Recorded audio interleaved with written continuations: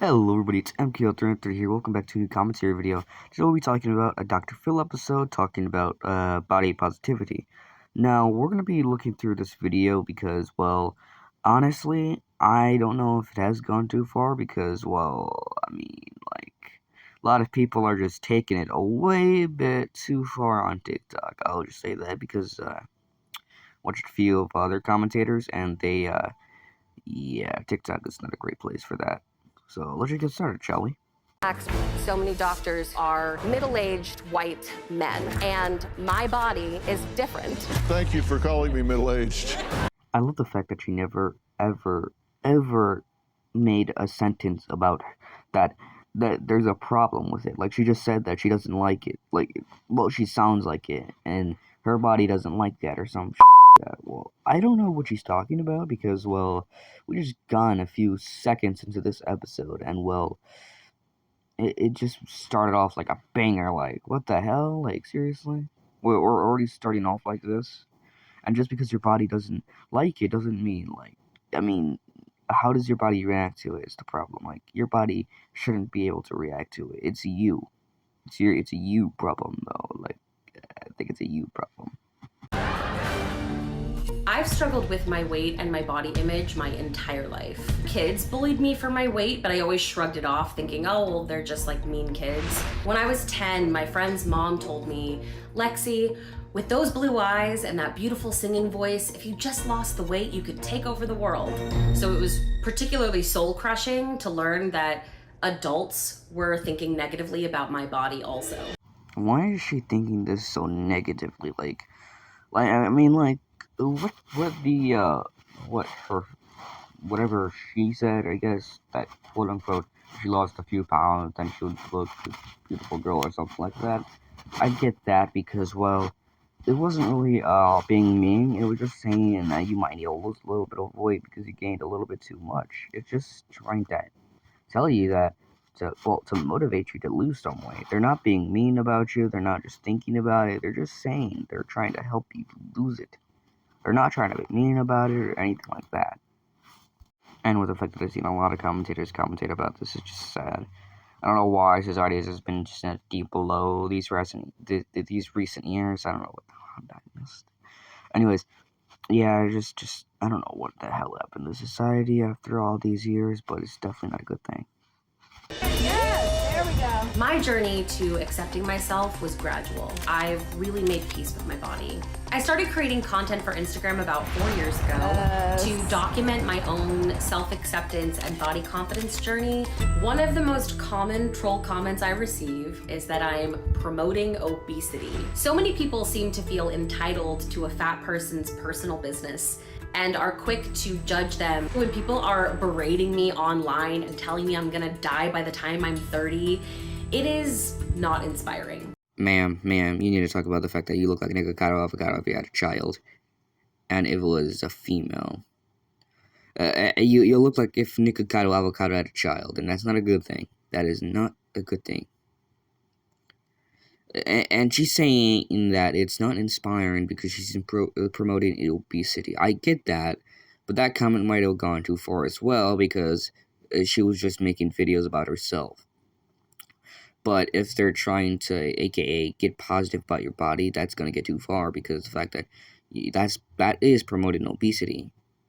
Well, it depends, I guess, on the debates on people, I guess. But for me, that seems like promoting a little bit of obesity. Not much, just a little bit. However, you do look like an avocado.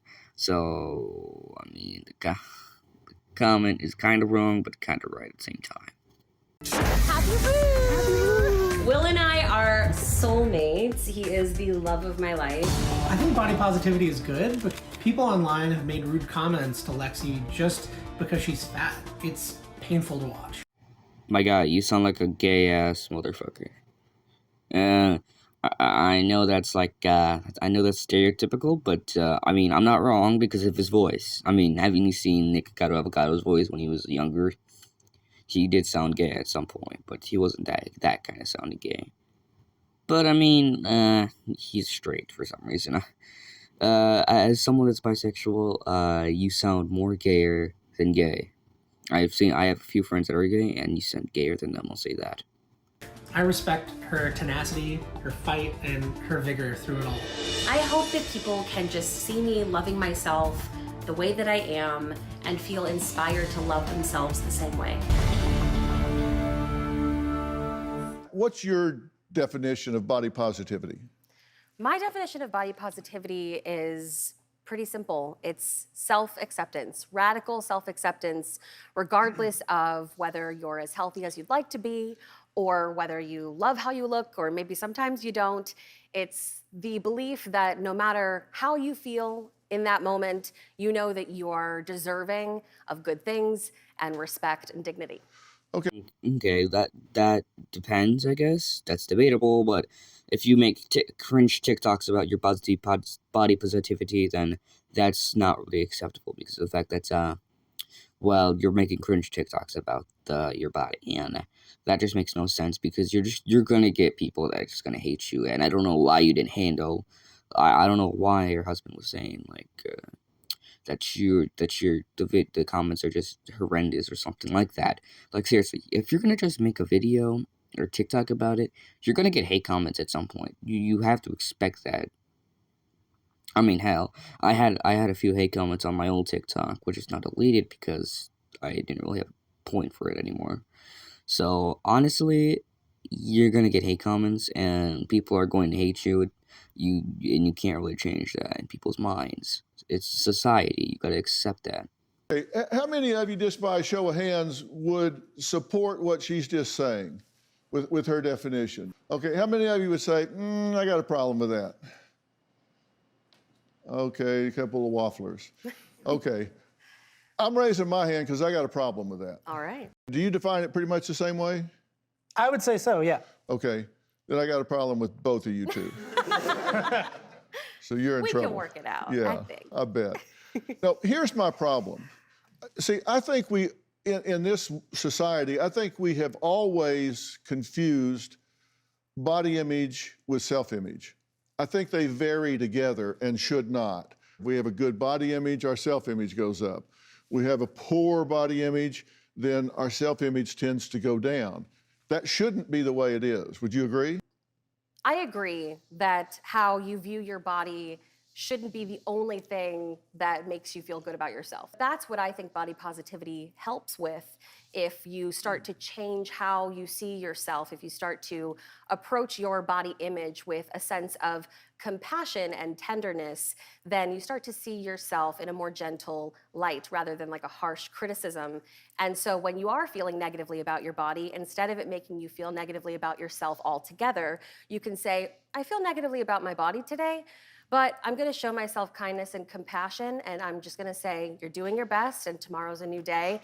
And then that way you kind of lift up your entire self-image. See, The bad news with that little explanation for you is the fact that criticism is the only way for us to learn and to build our image back. Because criticism is the only way. Like I'm criticizing some YouTubers and some videos, or Karens in general. The criticism is really the only way for people to learn and know what they're doing wrong. Yeah, some of my, well, actually, most, like, half of my, like, jokes are just opinions. Like, I make a little bit, like, extra, something like that. But that's just my opinion. Like, people have a different perspective about it. And, yeah. But the thing is, if you don't have any criticism, you're not be able to change your ways that people think it's normal. Like, if you have no criticism, you're not able to change back to the normal way. Without criticism, you can't change to what you're supposed to be. That's the thing with criticism. You need it, and we can't change that. Because without it, we're just a bunch of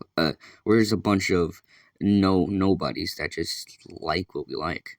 And sometimes we need to be better and be stronger, I guess. you're contradicting yourself then. You're saying, I don't like my body image, I'm just accepting it, and I'll do better tomorrow.